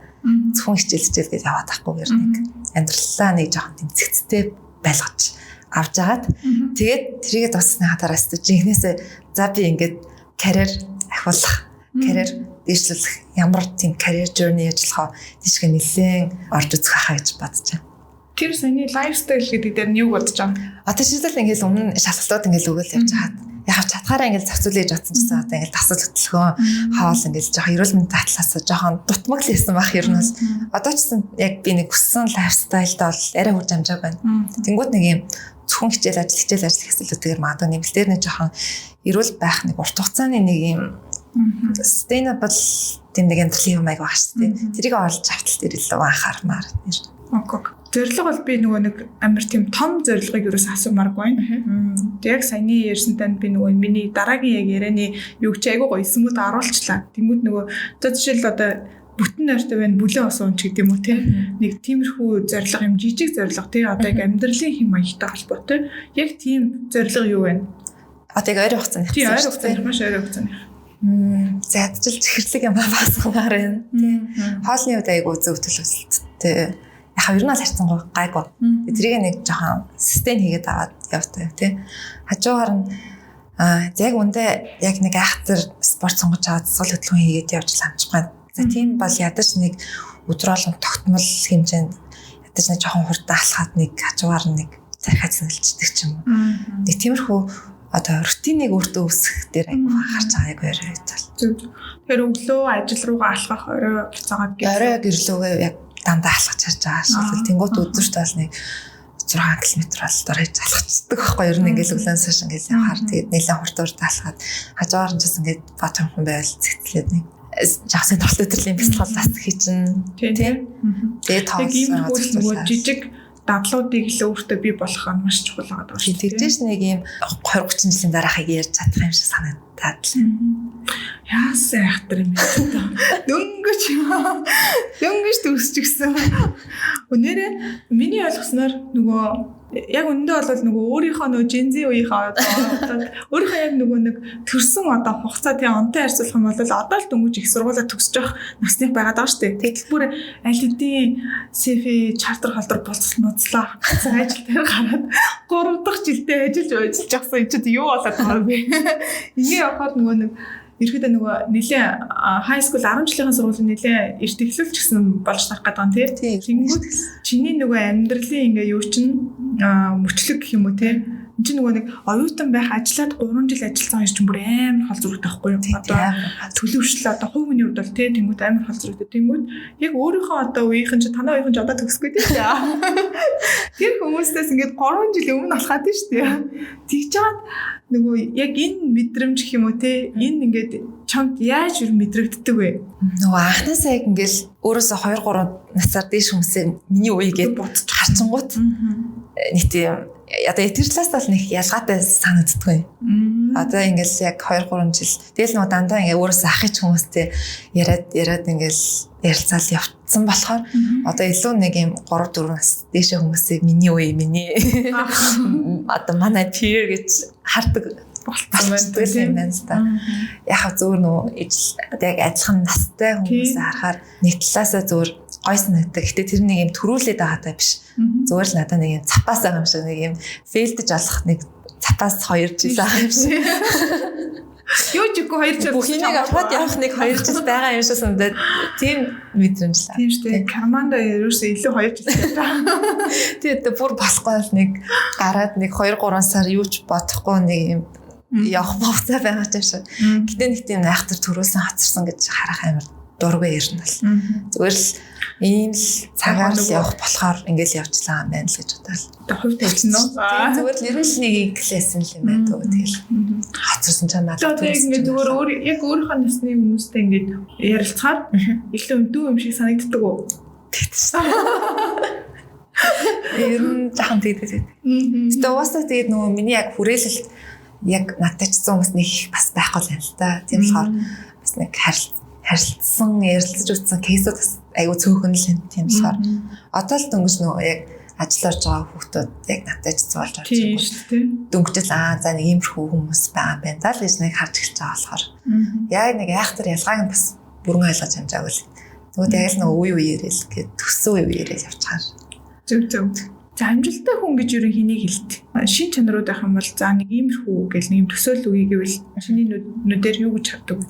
Өмнө нь бол би амжилттай хүн гэдгийг амар гоё ажил мэргэжилтэй амар гоё өндөр альбом тушаалтай гаднаас нь харахад нэг юм гоё хүнийг би амжилттай хүн гэж ялцчихгүй боддог байсан гэх тийм. Одоо зүгээр миний хувьд амжилттай мэдээж гаднаа тийм гоё амжилттай байвал гоё шүү дээ чинь ингээл яг хүссэн юунуудаа хүрж ийн те өөрөө хүссэн майлстоунуудаа ингээд аваад тулаа явж ийн тэр бол гоё. Мэдээж нэг хэсэг нь мөн үү гэвэл мөн яг жинхнээсээ миний хувьд амжилттай гэж тодорхойлохын тулд гаднаач тийм гоё мэдрэмж одоо гоё харагддаг гоё зүйл үнэхээр хүрсэн те дотроо ч гэсэн нэг юм би чадсан шүү би чадж байгаа юм байна би болж гин гэдэг нэг юм хандсан гэх юм уу нэг юм өөртөө сэтгэл хангалуун мэдрэмжийг авч чадах нь миний хувьд ингээ амжилттай гэдэг хүнийг хэлэх юм болов уу гэж бодчих. Тэгэхээр дотроос болон гаднаасаа сэтгэл хангалуун байж чаддаг хүн бол яг гоё амжилтанд хүрсэн. Өөртөө сэтгэл хангалуун байна гэхээр ер нь хүн өөртөө тэгж яг сэтгэл хангалуун байж чаддсан болов уу? Дотроос хүний хувийнх нь нөгөө ямиг харах үнцэг персепшнээс амар шалгалж байгаа хгүй тий. Жишээлбэл ингээл би ямар ч ингээл шалгалтуудыг бас ямар ч гоё ажлууд хийсэн ямар ч сайхан тушаалагсан би дотроо өөрийгөө ингээл стилист би болохгүй юм би ингээл яарах. Дараагийн өөр том юм руу явах. Ингээл ах юм бол би өөрийгөө амжилтанд хүрсэн гэж хэлэхгүй жишээлбэл тэр тохиолдолд. Тийм биш хэрнээ ингээд за амар том даваад тулаа үчсэн нэг жижиг зүйлсийг ингээд сайн хийсэрний дотроо би амар гоё ингээд өстой би болж байгаа юм биш үү би ингээд энийг айгуу гоё хийгээд тусгачлаа ингэчлээ энэ сайхан айгуу гоё үсгэлтэй гарлаа шүү энэ л тийм юм нэг гоё тэгж хандж чадах юм бол жишээлбэл тэрийг би амжилттай явж байгаа хүн л гэж тодорхойлох. Тэр нэг юм аль нэг талаар нь биш нэг жоохон гоё нийцэл дээр нь амжилт гэж тодорхойлох юм болов гэж бодоод. Ханцсан мэдрэмж гэдэг айгүйх яриад шүү дээ. Тийм үг хэлээд шүү. Тэгэхээр ер нь ханцсан мэдрэмж авчгаараа тэгээд ер нь дахиад тийм хичээх тийм одоо дараагийн оролдлого гэх юм уу тийм тэр ер нь хэр ойрхон байд юм бол Тэрстэй хэр хэмжээнд ханж басхахтаа тийм. Би бас амар шунстай хүн. Ааха. Юм сэтгэл хангалуун мэдрэмж мэдэрч байгаа хэрнээ дараагийн дахиад авахыг хүсдэг, дахиад хүрэхийг хүсдэг. Тийм хүсэл стил даад гэдэг болохоор тухайныг амжилтандаа бол үнэхээр ингээд чадчих юм бол үнэхээр ингээд өөртөө бол гоё санагддаг л да. Ингээд би хийчлээ, би чадчихлаа. Би бас энэ хэмжээнд бол хийж чадж байгаа юм байна, гоё юм байна. Сэтгэл ханжийн гэд авч байгаагчсан. За гэтээ одоо ингээд бүх амьдрал дуусчих байгаа биш шүү. Дараа дахиад ингээд миний хийж болох, бүтээж болох илүү гоё юмнууд байна. За одоо тийшээ зүтгэж юм уу? Миний бодлоор анги хүний авах хэрэгтэй хансан мэдрэмжийн тэр нэг зэрэг нь өөртөө сэтгэл хангалуун байх, өөрийгөө дотроосоо ингээд урамшуулж чаддаг нэг тэр хэмжээнд. А гэхдээ одоо бүх юм болцсон юм шиг бас харахгүйгээр тэ дотроо нэг өсөх зайг үлдээсэн нэг юм 100% бол биш. Магадгүй нэг 70-80% ч юм уу. Тиймэрхүү хэмжээтэй явах гоё юм бол. Тэгэхээр ер нь бол зүгээр нэг нөгөө таск гүйцэтгэл тэр даан ингээл болоход л тэндээ баярлдаг гэх юм уу те бүр хамгийн энгийнээр одоо тодорхойлох юм бол тиймэрхүү байдлаар өөртөө бас урамшуулад те. Тийм тэр жишээлбэл зүгээр би ингээ анзаархаар тэр айгуу чухал юм шиг байна. Өөрийгөө урамшуулах гэдэг ямар чухал. Тэгэхээр нөө заавал бусдаас магтаал хүсгүйгээр бусдаас нэг юм validation хүсгүйгээр цаашаа явах боломжийг өөртөө олгочих жоох байхгүй. Тэнгүү зүгээр ингээ яхаа миний л анзаарснаар ингээ ихэнх хүмүүс харахаар заавал нэг хүнээр чи чадчихин чи гоё юм гэж хэлүүлж ич урам зориг төрдөг ч юм уу. Тиймэрхүү амар common хаад. Тэнгүүд хүн яг өөртөө нэг юм ханах, өөртөө сэтгэл хангалуун байх, өөрийгөө урамшуулах гэдэг амар чухал юм байна л гэж бодож байна. Нэр яг надад мэдэж байсан чинь одоо миний нөгөө би Instagram дээр амар их тийм пост оруулдаг, story reel хийдэг байхгүй юу? Тэнгүүд болохоор хүмүүсийн хардаг үндс нь болохоор одоо бусдад одоо нэг өөрийгөө батлах гэж ч юм уу тий би ингэж ингээд яг мэдээж угаасаа дагалцсан бол харна шүү дээ тий харна. Гэхдээ миний үнцэг болохоор юм биш байхгүй юу? Одоо жишээл би ингээд би нэг гүйдэг. Тэнгүүд гүйлтийнхаа ингээд юуг айлуулах ингээд жоохон юу хийгээд видео хийгээд оруулах гэд боддог. Тэгээ тэр нь ямар зорилготой вэ гэхээр өдөр болгон ч юм уу өнжөөд нэг гүхэд бас ингээд заримдаа ийм алгасах юм нэг брейк авчаар ингээд 2-7 хоног брейк авах гэдэг байхгүй. Одоо нэг яг ингээд режимдээ явахгүй хахаар тэгэнгүүт нөгөө өөрийнхөө хийсэн ингээд пост дээр рeel нийлнүүд ингээд буцаа харахаар ерөөдөө буцаад өөртөө урам зориг өгөх гэж тэрийг хийдэг. Гэхдээ бас нөгөө талаасаа олон хүнд харуулад одоо нэгсэндээ нөгөө тамхи татдаг хүн тэ жишээлбэл би тамхинаас гарлаа гэж зарлчингууд хүмүүс өө энэ тамхи татгаа болчих жоом байх гэж хүлээлттэй болчих жоо штэ. Тэнтэй адилхан би нөгөө өөрийгөө за би яг тийм одоо юу гэдгийг тогтмол юм бэлтгэл хийж байгаа тэ гэдгээ ингээ өөртөө оюун санаандаа ингээ суулгах гад тэнгууд одоо ч нөгөө сошиал медиагийн хэрэглээ бас байгаа штэ өөрөө ирэхгүй л тэгэнгүүт тэрийгэ баталгаажуулаад өөртөө баталгаажуулаад ингээд аль хэдийн юм үүсгэчихээр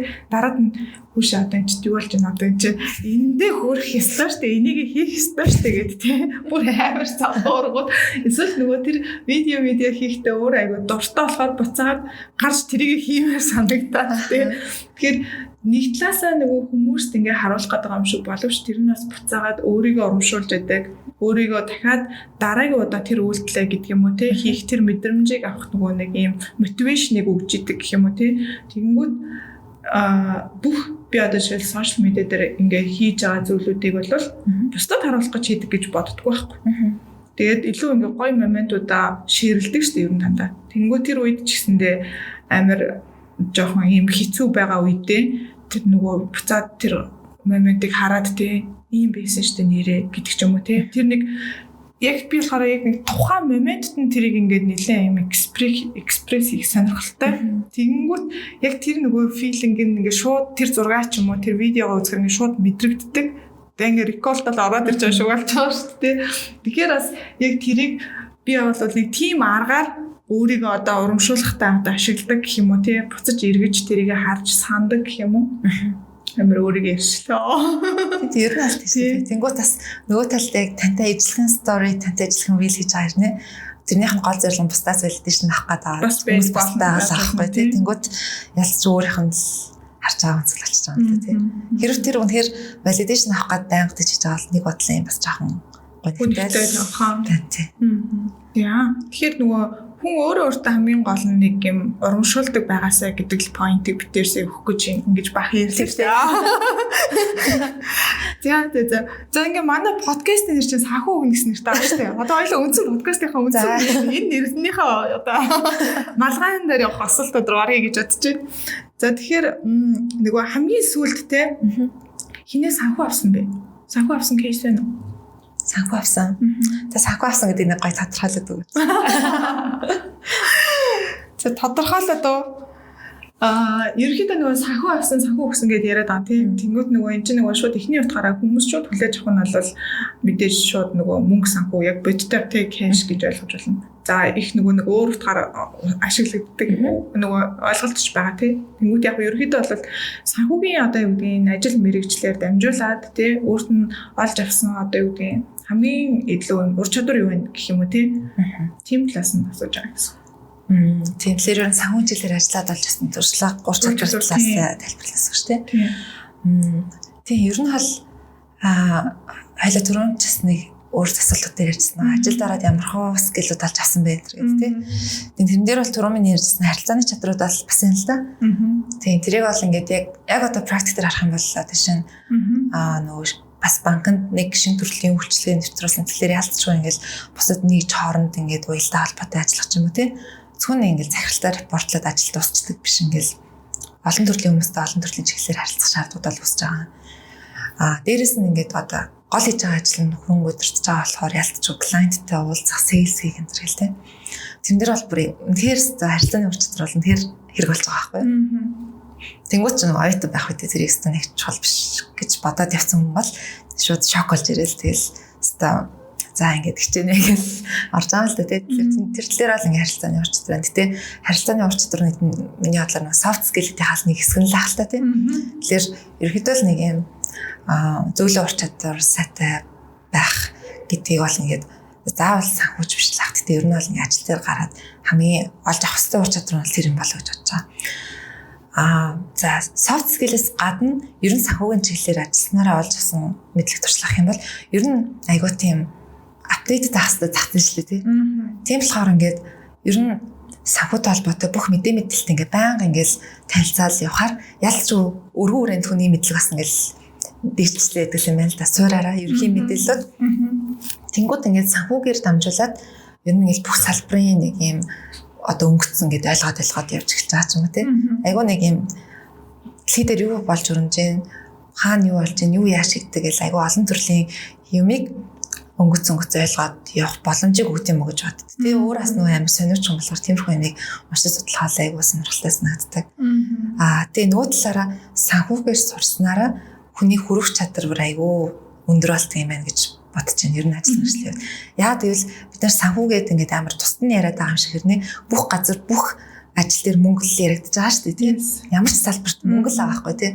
Тэг санхүүгийн чиглэлийн хүмүүсийн эцсийн зорилго бол тэр нэг мөнгийг л менеж хийх гэдэг шүү дээ тийм. Тийм юм чинь хүн тэр мөнгийг менеж хийж байгаагаар дамжуулаад бүх салбартай танилцах бүрэн боломжтой байхгүй юу ер нь аль тийм ээ. Яг зөв. Тэгээ мөнгийг удирдахын тулд мэдээж нь бол нэг талаараа ухаан нөгөө талаараа урлаг. Тэгэхээр аль талаас нь яах вэ ямар сулгаа шинжилгээ хийх вэ тэрэл тэр нэг жижигхэн юм шиг зүйлийг тойруулаад ингээл асар том боломжууд байгаа болохоор яг нэг сураа олцсон хүн бол аль ч чиглэл рүү мэрэгшээд төсөл мэрэгшээд явах бүрэн боломж байдаг юм байна гэж хараад байна. Тийм. Яагаргүй бид нар нөгөө юу бизнес процессыг эхлээд ойлгох хэрэгтэй болно шүү дээ. Тэгжээж дараад нь санхүүгийнх нь импакт нь яаж тусах вэ гэдэг асуудлыг одоо шинжлэх асуудал болоод байгаа шүү дээ. Тэр харахгүй тийм өргөн үрээний тэгээ нэлээ нөгөө нэг юм судалгаа шинжилгээ тодорхой шорт дээр богино хугацаанд ингээ хурдтай хийгээд сурчдаг юм шиг санагддаг тий. За тэгэхээр энэ ур чадвар нь болон буцаагаад ямар ч төрлийн ажил мэргэжил рүү хөрвөхөд хэрэгтэй байх гэдэг байгаа шүү дээ. Ямар ч төрлийн бизнес. Ямар ч төрлийн бизнес тийм. Тэгвэл одоо өөрийнх нь яг банкны дансанд заяа өөрийнх нь яг хитвчэнд санхүү хамгийн хөгсөн зүйл юу вэ? Яг бодит кэш шүү, мөнгийг ярьж байгаа шүү. Хөгсөн үү? Ямар ажил хийгээд хамгийн хэмжээнд одоо ингээд орлого одоо зөвхөн ингээд өөрийнх нь үндсэн full time ажил биш ч байж болно шүү дээ тийм. За яг тэр том мөнгөнд өнгөд л одоо бодохдохгүй байна тийм. Ер нь гол юмуд нь full time байх. Тэгээ зүгээр оюутан байхдаас ингээд судалгаа шинжилгээний ажил дээр хийдэг байсан л да. Хувьдаа ч юм уу. Тэрүүгээр бол яг яваад эхлүүлж исэн. Одоо орлогын сорс гэх юм уу тий. Тэр үед яг нэг хувьцааны судалгаа хийдэг гэсэн байхгүй юу? Яг компаниудын зөвхөн дотоодын биш ер нь гадны компаниудын судалгаа нэлээд фундаменталаас нь хийдэг гэсэн. Тэр юм болоо. Одоо зүгээр full time ажлаас гадна гээд зүгээр тодтогоод аваад үзэх юм бол гэж бодож байна. Яг 4-р курс мөрсөн л хийдэг гэсэн. Тэгээд оюутан байхдаа ажил хийгээд мөнгө олох мэдрэмж бүр амар мөнгө олсон юм шиг санагддаг тий. Тийм, positive effect авах шүү дээ тий. Тэр болохоор амар тод тий. Угаасаа тэр үед чинь ингээд угаасаа яг officially ажлын байран дээр гараагүй хэрнээ мөнгө олж ийн гэж чадгаж ёо би одоо тий. Юу ээ story амар лагаалдаг шүү дээ тий. Өөр тэгэл яг нэг удаа нэг хүн зөвлөгөө тийм юмнууд бол байгалах л та. Тэгээ нэг тод ширвэл тэрлээ. Гэтэ бас нөгөө яг өнгөрсөн хугацаанд орлогыг нэг чухалчилсангүй л дээ. Мэдээж өөрийгөө нэг хэрэгцээг хангах төвшөнд бол шаардлага байгаа шүү дээ. Тэрийг бол full time-аараа чадхаараа нөхөөл явж байна. Тэнгүүт зур орлогоос илүү өөртөө хөрөнгө оруулах гэж илүү хичээлээ гэх юм уу. Цаашдаа л орлогыг чухалчлах байх та тийм. Дараагийн жилүүдэд яг өмнөх жилүүдэд бол илүү нэг толгоондоо юм хийхийг л илүү хичээлээ. Тийм болохоор нэг айхтар сайн санхүүгээ өдөрцөн гэж бол хэлэхгүй гэдэг ямарсан. Нэлээд бас потенциал өгөөж ихтэй юмнуудад хөрөнгө оруулсан байхаа л гэж найдаж байна. Окей. За одоо болохоор ерөнхийдөө яг ажил мэргэжилтэй би шууд холбоод одоо хийж байгаа ажил хэм те асуумаар юм л та. Одоо хөрөнгийн удирдлага тийм үү? За яг хийж байгаа ажил яг энэ хөрөнгийн удирдлага wealth management хийж байгаа тохиолдолд анхаарах ёстой 3 гол том асуудал ойлголт гэвэл юу вэ? Энд чинь бол бид нөгөө клиенттэй харилцаж байгаа зүйл шүү дээ тийм. Тийм болохоор яалтчгүй этик ёс зүй гэдэг зүйл бол ингээд хамгийн чухал ер нь бас тэр нь зөвхөн клиенттэй харьцаатай ч ер нь айлаа шийдвэр гаргалт ер нь л ингээд ажлын процессонд зөв хувийн амьдралд очсон тийм этик байна. Хоёрдугаарт юмыг нөгөө цаг тухайд нь тэгээ оновчтой байдлаар ямар нэгэн алдааг хамгийн минимайз хийж хурдан түргэн тим хийх чадвар юм уу? Урт хугацаанд алдаа багтай зөв ажлыг хийх. Имийг зохицуулаад нэг хурд даажрах нь болчдаг. Шийдвэр гаргаж чаддаг. Тийм скил бол амар чухал. 3-дугаарт хувь хүний нөгөө суурь мэдлэгээ бас ингэ байнга сайжруулж байгаа айгуу чухал. Хөрөнгөний удирдлага бид нар харьцалт нэгэл багц үүсгэх нэгэл бонд хөвцөн энэ төрлийн үнцаснуудыг ярьж байгаа шүү дээ. Гэтэл би өөрөө эргэн тойронд юу болж байгааг мэдэхгүй байж тийм яриа зараад яваад тэгэл бас онцгой. Тэгэхээр боломжгүй тийм боломжгүй юм байна. Тэр 3 чухал юм байна. Окей. За одоо нөгөө санхүүгийн манай подкастын яг үндсэн нөгөө нэг хамгийн сонирхолтой асуулт гэж үзээ дээ. Тэгэхээр санхүүгийн хүмүүсийн нөхцөл рүү санхүүгийн хүмүүс амар тийм нарийн тэ тооцоотой дисциплинтэй сахилгуудтай айгуу тийм гэж хардаг штеп. За тэгвэл өөрийнхөө санхүү хэр сахилгуудтай байна вэ тий 10 оноос өөрийгөө дүгнэн шүү заяа. Тэгээд хэдэн оноо 2% өгж байгаа тий. Тэгээд тэрийг өөрийгөө гоё тайлбарлая. 10 оноос нэг 6-аас 70-ийн хооронд л байх та. Яг нэг хайхтар impulsive purchasing төрөл хийгээд байдаггүй. Гэтэ нөгөө яг гэхдээ зүгээр өөрхөөс нөгөө амьдралын циклийг бодоод зүйл нэлээд л их хүн эрдэнд явж байгаа юм чинь орлого savings-ыг бол айхтар maximize хийх гэж хичээхгүй байгаа. Яг ойр үед бол илүү нэг жоохон зөв зарцуулалтуудыг хийх тал дээр л илүү анхаарч байгаа. Нэг зөв худалдаа авалт тэр нэг юм одоо мэдлэг чадвараа сайжруулах тал дээр сургалт юу ч гэдэм ба тий. Эсвэл нэг одоо тиймэрхүү төрлийн хөрөнгө оруулалт гэж харж цаануудад мөнгөө зарцуулахыг айгүй хичээж байгаа. Тэгээ тийм болохоор тэрийг би яг номер 1 гэж үзээд яг savings central бас байнга хийж чадаад байдаггүй ер нь л. Тэгэхээр одоогийн өөртөө бол нэг 60-аас 70% л оноо үгүй. Сая ингэж одоо дараагийн асуултанд болохоор яг шууд хувийн санхүүд өгөх зөвлөгөө гэж асуух гэдэг байхгүй юу? Гэхдээ яг юм хөрөнгө оруулалтын менежер өнөөдөр манай подкастэнд оролцож байгаа учраас хувь хүн те хөрөнгө оруулалт гэдэг нь юу гэж хараад ямар төрлийн хөрөнгө оруулалтанд мөнгөө зарцуулах нь зүйтэй юм бэ те? Тэрийг тэр талаас нь илүү онцолж одоо хувь хүний санхүүд зөвлөе гэвэл юу гэлэх вэ? За хүний капитал буюу хүний хөрөнгөчөө ер нь ал одоо нөгөө хүмүүн капитал, human capital те. Нэмэх нь одоо тэр нөгөө мөнгөөр илэрхийлэгдэх monetary value. Ер нь ал энэ хоёрын нэгдэл дээр л аль нэг хувь хүний хөрөнгө үүсээд шүү дээ тий. Тэнгууд бид нар за нэг талаас хөрөнгө оруулалтыг хоёр талаар хавж болох орчиж байгаа байхгүй тий. Нэг нь бол ингээл бид нар хийж байгаа бонд хөвцөөч юм байна нэг юм одоо бит мөнгөн хөрөнгө оруулалтууд болж шүү дээ тий. Нөгөө талаасаа ингээд ирээдүйн өөрийнхөө орлогын хэмжээг нэмэгдүүлэхийн тулд өөртөө хийж байгаа нэг юм human capital-тай хийж байгаа хөрөнгө оруулалт жишээлбэл байж болж байна тий. Тэнгууд чинь бас бид нар ингээл хүн болгонд ижлэн зөвлөгөө өгч болохгүй тий. Одоо бас л нөө амьдралын циклэрээ өсөлтийн одоо сурах үед чатнэр явж гинөө карьерийн уу дунд уу төсөл уу ч юм уу тий. Гэл тэр болгоно ингээл ялгаатай болчихж байгаа тий. Одоо жишээл карьерийн дунд болон төсөл үед байгаа хүмүүс магадгүй нөгөө тэтгэврийн орлогоо одоо максимайз хийхин тулд savings-тэй илүү чухалчлах ч юм эсвэл дараа үедээ хөрөнгө шилжүүлэх энэ төр гэл яригдал явахлаа л та. Зүр би яг өөрийнхөө нэг өөртөө ижлэхэн магадгүй нэг 20 орчим насны 20 донгож гарч байгаа хүмүүст л за savings мэдээж чухал. Гэхдээ бас тэрний хажуугаар хийх ёстой хөрөнгө оруулалтуудаа хийж явах нь бас чухал шүү. Нэг юм зарцуулалтыг зөв хийж сурах нь чухал юм байна. За тэрний гоё хэлээ дэлгэрүүлье. За шин за $1000 ялж чацгаад би зур утас авахын оронд утас одоо байгаа юм чинь шинээр гарсан iPhone авахын оронд нэг курс өөрийгөө бүртгүүлчихлээрээ хэрэгтэй ч юм уу тий. Эсвэл нэг gym бүртгүүлчихлээрээ хэрэгтэй ч юм уу. Өөртөө ирээдүйд potential return өгч чадах юмнуудын төлөө зөв зарцуулалт хийвэл айгүй хэрэгтэй байна. Тэгээд мэдээж дөнгөж харгаж байгаа хүмүүс бол ихэнх нь одоогийн орлогын түвшиндээ сэтгэл ханамжгүй төрлийн хүмүүс байгаль хальтай хийх. Тийм юм бол ирээдүйд орлогоо ямар байдлаар нэмэгдүүлж болох вэ? Тэ өндөр орлоготой байхын тулд өөрийнхөө байх ёстой тэр нэг version руугаа илүү хөрөнгө оруулдаг ч юм уу. Тэрийг илүү чухал юм болов гэж харагдав. Тэгэхээр орлогоо нэмэгдүүлнэ гэхээр би илүү олон ур чадвартай байх хэрэгтэй болоод байгаа байхгүй тий. Орлогын олон суурьтай байх хэрэгтэй болно шүү дээ. Нэгэн суурьсаас орлого олж ирдэг бол нэг л төрлийн ч юм уу тий нэг чиглэлийг дагнасан ур чадвар хэрэгтэй болоод идэг. Гэтэл мэдээж одоо full time ажил эхлээд хажуугаар нь бизнес хийгээд тэгээ side hustle хийгээд гэдэг ч юм уу тий янз бүрийн өөр орлогын их үүсвэрийг хэрвээ өөрөөсөө одоо төсөөлж хүлээлттэй байх юм бол яг тэдгээр ажлуудыг буцаагаад хийх ур чадвар менеж их тэр олон ажлуудыг яаж нэгдүгürt менеж хийх юм. Хийхдээ гүйцэтгэлээ яг өөрөө хийх гэж байгаа бол дахиад бүр наривчилсан тухайлсан ур чадварууд хэрэгтэй болоод байна шүү дээ. Тийм суурь ур чадваруудыг бид нар байлгаж иж олон орлого гэдэг зүйл орлогын нэмэгдэл гэдэг юм яг байгаа шүү дээ.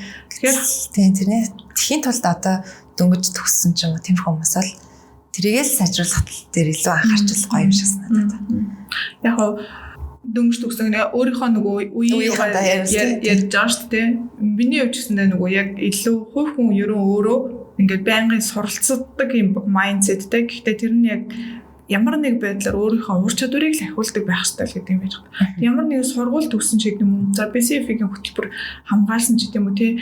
Тэр болгонууд нь бол зөвхөн нэг тайтл шүү дээ. Юу нь бол диплом, тий сертификат гэдэг бол гэтэл эцсийн үр дүндээ бол тухайн хүүхэнд үнэхээр юу гэдэг айгүй юм ур чадвар олгож өөртөө суулгаагүй гэх юм уу тий. Эсвэл яг хамгийн түрүүнд нөө ярьснаар тэр бүх зүйлүүдийг айгүй буруугаар хэрэглэдэг ёс зүй гэдэг зүйл нь байхгүй ч гэдэг юм тий. Тийм байх юм бол юу гэдэг нөгөө зөвөр ашиглах боломжгүй болчихж байгаа шүү дээ. Тэгэхээр тэр нөгөө нэг ур чадвар гэдэг зүйлийг яг өөртөө суулгачихсан хүн бол хааж ямар ч газар очисон нөгөө нэг survive хийгээд амьдралаа аваад тий цааш нь залгуулад бүр ингээд өргөшин дэвжээд явах тий боломжтой байдаг болохоор хамгийн илүү нөгөө онцолж хэлэх зүйл нь бол дахиад өөр ур чадвар олж авах гэж байгаа бол тэрэндээ суралцаарай л гэдэг тий. Тэгжээч нөгөө нэг гоё орлого дагаж ирэх зүйл нь бол кэш орлого байх гэдэг ярьж болох гэдэг аахгүй тий.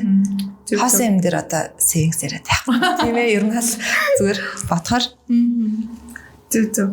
За ингээд ерөөхдөө өнөөдрийнхэн подкастыг дуусгая гэж бодож байна. Тэгэхээр манай подкастад зочноор оролцсон талбаруудаа маш их баярлалаа гэж хэлье.